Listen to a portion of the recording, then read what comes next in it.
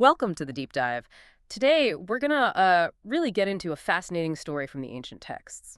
It's one with lessons that feel surprisingly, well, sharp for today. Yeah, absolutely. We're drawing this from a commentary on the Dhammapada. The story's called the Mahādhanaseṭṭhiputtavatthu. Bit of a mouthful. Huh. Yeah, it translates to something like the story of the son of the great wealthy merchant, right? Exactly. And the setting is ancient India, Varanasi mostly, but the Buddha actually recounts it while he's at Isipatana in the deer park, Meghalaya. So a story told in a place known for contemplation about a life maybe lacking it. Precisely. Our goal here is to unpack this tale. Immense wealth, completely squandered potential, and the sort of timeless takeaways it offers about, choices, opportunities, consequences. We'll pull out the key insights from the text itself and the commentary. Okay, let's dive in. The protagonist, he's born into just incredible wealth and Barasi. Unbelievable wealth. The text specifies 800 million. It's hard to even conceptualize that scale back then. And his parents, seeing this fortune, they made a really pivotal decision about his upbringing. They did. They basically figured he's set for life. He doesn't need practical skills. Yeah. So what did they teach him? Only singing, dancing, and music, according to the text. Right. Purely the leisure arts. No trade, no business sense, nothing like that. And this pattern continued with his marriage. It did. He married a woman from a family just as wealthy, another 800 million, and she'd also only been taught these leisure pursuits. So when the parents pass away... They inherit everything, both fortunes combined. Suddenly, they have 1,600 million under one roof. Wow. That's just an astronomical amount. The ultimate head start, you could say. Absolutely. You'd think they were set up for anything. But like you said, it's a cautionary tale. So what did his life actually look like with all this inherited wealth? Did he, do anything with it? Well, the text is a bit light on details, but it mentions his main activity seems to have been attending upon the king 3 times a day. Attending the king. Okay. But beyond that... Beyond that, it implies a life pretty much devoted to leisure. Not much productive effort mentioned. And this kind of idleness, this lack of focus, maybe, it seems to open the door for trouble. It really does. It creates a vulnerability.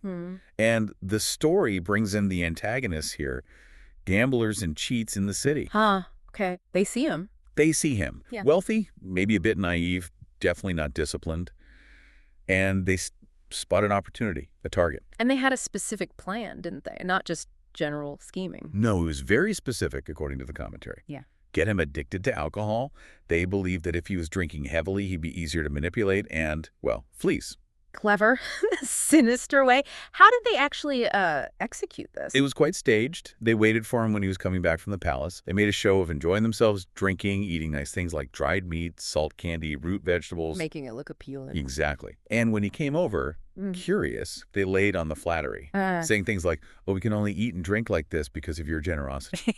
Buttering him up. And when he asked about the drink... They hyped it up massively, called it the best drink in the world, unmatched. For someone educated only in pleasure, that must have been irresistible. Totally. He fell for it. Believing it must be amazing, he asked for some. The text says they gave it to him bit by bit. And, well, that's how it started. He began drinking. And that first taste was the beginning of the end, wasn't it? How did things spiral? Pretty quickly. The gamblers saw he was taking to it, so they started hanging around him constantly. His whole entourage, these hangers-on, just grew and grew over time. Right, more people, more drinking. The expenses must have exploded. Oh, massively. The text describes him literally throwing money kahats of the coins around when ordering drinks and food, paying entertainers crazy sums like 1,000 or 2,000 a pop. Just hemorrhaging cash. Completely. He burned through his own 800 million fortune first, just gone. Wow. And then... But he turned to his wife's inheritance, asked her for her 800 million. And did the same thing. Exactly the same thing. Spent it all in the same reckless way, surrounded by these people. So 1,600 million evaporated. What was even left at that point? Just the physical assets. The commentary lists them. Fields, parks, gardens, vehicles. My big stuff. Yeah. He sold all that off. Then he started selling household things. Pots, pans, bedding, clothes, furniture, anything he could convert to cash to keep the lifestyle going. He consumed the proceeds, as the text puts it. Until there was nothing left to sell. Nothing. He eventually sold the very house they lived in.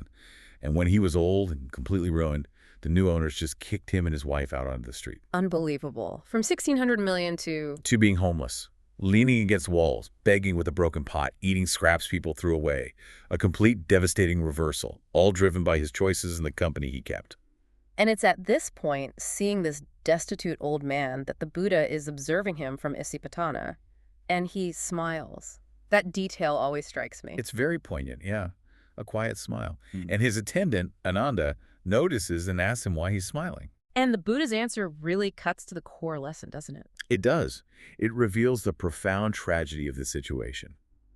This man's life, the Buddha explains, is a perfect example of squandered potential across 3 distinct life stages or ages. Right. He breaks it down, what could have been. Yes, these what-ifs. Yeah. In his first age, his youth, when he had the most energy and capability, if he'd applied himself to work, he could have become the chief merchant of the Braille-Sas, the top businessman. Okay, so huge worldly potential. Huge, but also spiritual potential. If he'd chosen the monastic life, ordained as a monk, he could have attained arhatship. That's, the highest level of enlightenment in this tradition. Complete liberation. And his wife, too. His wife, had he ordained and she followed a spiritual path, could have reached the stage of a non-returner. Very high attainment. So both worldly success and deep spiritual progress were possible in youth. All missed. Completely missed. What about the middle age? Was there still hope then? There was still potential, yes, but diminished. If he'd started working in middle age, he could have become the second merchant in the city. Still very successful. Still significant. And spiritually. If he'd ordained then, he could have become a non-returner. And his wife, a once-returner, meaning only one more rebirth in the cycle before liberation. So opportunity was still there, but less than in youth. Okay. And then the last stage, old age. Even then, the Buddha says, some potential remained. If he'd finally applied himself, he could have become the third merchant. And if he ordained late in life, he could have become a once-returner, and his wife a stream enterer, the first stage of awakening, getting on the path. So even late in life, something was possible. Something was possible. But of course, his actual path was none of those. He achieved none of it. Utterly ruined in the worldly sense, and completely missed any chance for spiritual development across his entire life. 0 for 3, you could say. This idea of diminishing windows of opportunity across life, that feels very real. And this is where the Buddha uses that first metaphor. Yes. He compares the man, in his current state, to a crane in a dried-up puddle. That image is so evocative, stuck, powerless. So after explaining this lost potential, the Buddha then spoke some verses, the gathas. What was the main thrust of those? The verses essentially summarize the lesson. They talk about people who wasted their youth, didn't live a holy life, didn't gain wealth when they were capable, and now in old age they just pine away, filled with regret. Like those old cranes in the dried puddle. Exactly. Or like spent arrows, which is the other metaphor used, just lying uselessly.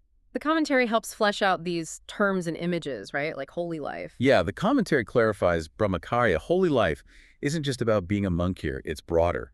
It means living a disciplined, purposeful life, applying yourself meaningfully, whether that's towards building something in the world or towards spiritual growth. Okay, so it's about focused effort.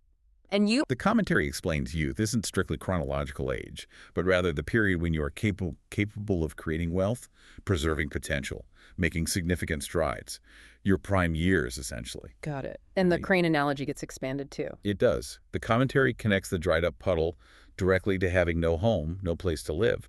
The lack of fish in the puddle means having no wealth, no resources, and the old crane being unable to fly away. That's the man's total inability now, in old age and ruin, to change his situation or recover anything. He's just stuck, pining. Trapped by his past actions. And the arrow analogy, how does that work? The commentary compares people like him to arrows shot from a bow. They have that initial flight, that potential trajectory. But if they fall short or miss and aren't retrieved, they just lie on the ground. And become useless. Right. They become food for termites, effectively decaying. This man, having passed through the 3 ages, those critical periods of opportunity, is like that fallen arrow. He's missed his chance, can't save himself now, and is just heading towards death and decay, consumed by the consequences of his past neglect. That's a powerful image too. And the verses mention sighing over old things. What does the commentary say about that? It explains this sighing as specifically regretting the past pleasures that caused his ruin, remembering the feasting, the drinking, the entertainment, thus we ate, thus we drank. It's a lament for the very indulgences that cost him everything, leaving only regret. Okay, so we've got this incredibly detailed ancient story, the massive wealth, the disastrous choices, the vivid metaphors from the Buddha. But how does this, land for us today? How does this story from ancient Barsi connect to your life right now? Well, the specifics, the millions, the merchants are ancient, sure. But the core themes, they're timeless. Mm, It's a stark warning about wasted potential, isn't it? definitely. And the impact of our choices. Huge impact. And also, critically, the company we keep. Those gamblers played a major role in his downfall. It's a lesson about who you surround yourself with. Yeah, that really stands out. And the danger of complacency, maybe, especially if you start with advantages. Exactly. He inherited everything but applied himself to nothing productive.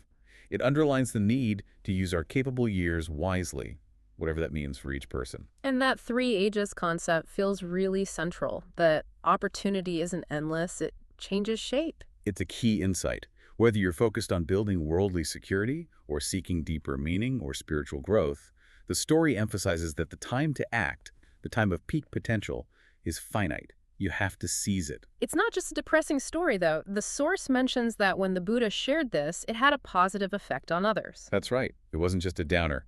Hearing this story, this analysis of a life gone wrong, actually served as a powerful motivator for many people listening. The text says many attain spiritual insights, like screen entry, right then and there. So learning from someone else's mistakes can be transformative. Absolutely. Seeing the consequences laid out so clearly can be the push someone needs to choose a different path for themselves. So, recapping this journey, we started with someone born into almost unimaginable wealth and privilege. Then traced his path through a life of essentially idleness, bad influences, addiction, and just relentless self-indulgence. Leading inevitably to complete ruin, homelessness, and this state of profound, helpless regret in old age. And the Buddha's core message, amplified by the commentary, really hammers home the cost of squandering potential, especially during those prime years. Those images, the crane in the dry puddle, the spent arrow, they really stick with you. They absolutely do. It definitely leaves you with something to reflect on. Maybe think about your own life stages, your own ages. Where's your energy, your capability being directed right now? Are there opportunities maybe to build something, learn something, connect with something deeper that you might be letting drift by? Opportunities that, like the son of the wealthy merchant, you might find yourself one day sighing about, wishing you'd grasped them when you had the chance.